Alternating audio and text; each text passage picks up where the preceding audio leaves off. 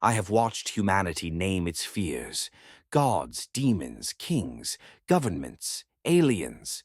Every era chooses a word that allows it to sleep at night. But names are not explanations. They are masks. And in 1961, America chose a word that would protect it from a truth it was not ready to confront: alien.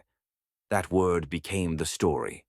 But I was there before the story hardened, before the headlines, before the hypnosis tapes, before the public learned the names Betty and Barney Hill.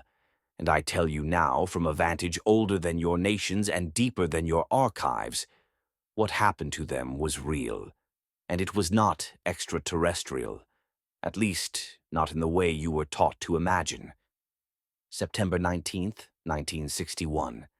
The Cold War had America by the throat. Nuclear drills in elementary schools, fallout shelters sold like insurance policies. The sky was no longer a place of wonder. It was a threat vector. Missiles could come from above. So could spies. So could something worse. That night, Betty and Barney Hill were driving south from Montreal through rural New Hampshire. Newlyweds, middle class. Unremarkable. That is important. History hides its anomalies inside ordinary people. The road was empty. The forest swallowed sound. And then Betty noticed a light. Not a shooting star. Not an airplane.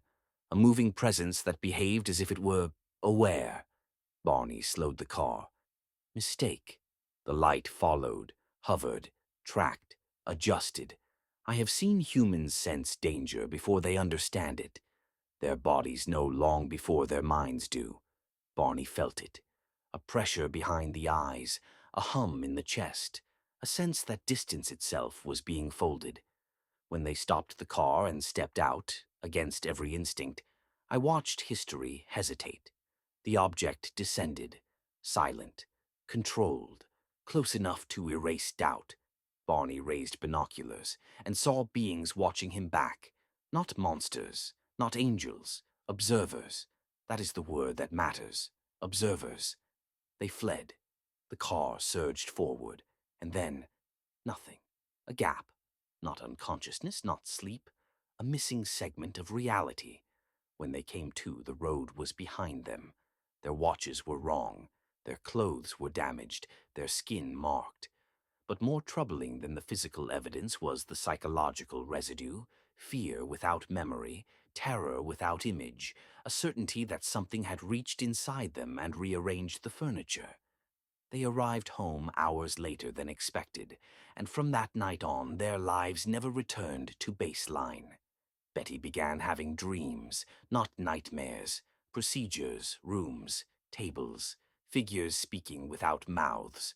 Barney grew withdrawn, paranoid. His fear was deeper, more primal.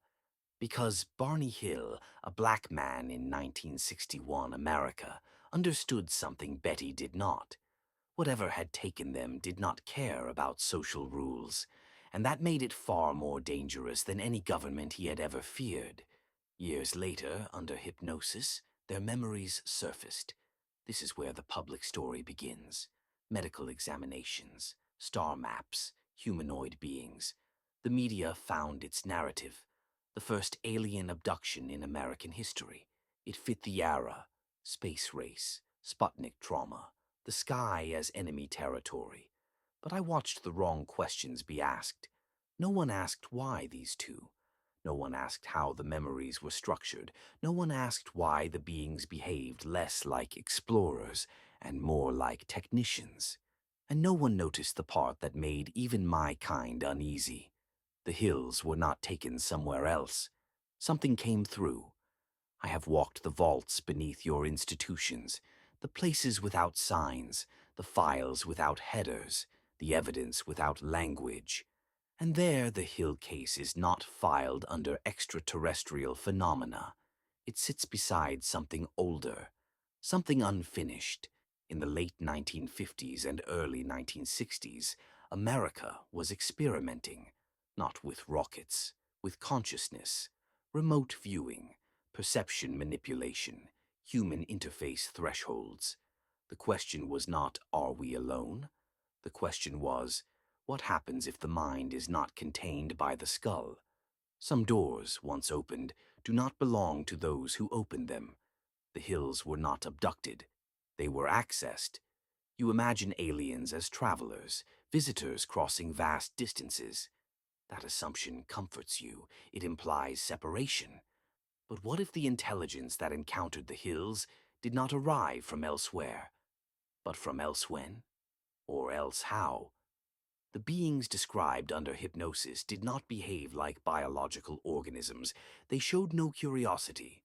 No wonder, no confusion, only process. They examined reproductive systems, neurological responses, perceptual thresholds, as if checking compatibility, as if humanity were being tested, not for conquest, but for contact stability. And here is what terrifies the quiet architects of your reality. The hills remembered. Partially, imperfectly, but enough, because memory is contagion. You do not panic societies with truths that dissolve reality. You pacify them with stories that feel external. Aliens come from out there. They can be fought, negotiated with, shot. But what if the hills encountered an intelligence that did not originate in space, did not exist entirely in time, did not require physical bodies to operate? What if it used perception as an interface? What if you are the technology? That idea would collapse religion, science, and governance simultaneously. So the story was simplified. Lights in the sky, little gray men, flying saucers, a fairy tale for the atomic age, and the deeper files were buried. You believe this story is old, resolved, archived. But you are wrong. Every modern encounter follows the same pattern. Missing time, clinical detachment, psychological aftershock, incomplete recall different era. Same architecture. Because once an interface is discovered, it is reused. The hills were not the first, but they were the first documented breach. And documentation changes everything. I rarely speak. I rarely interfere.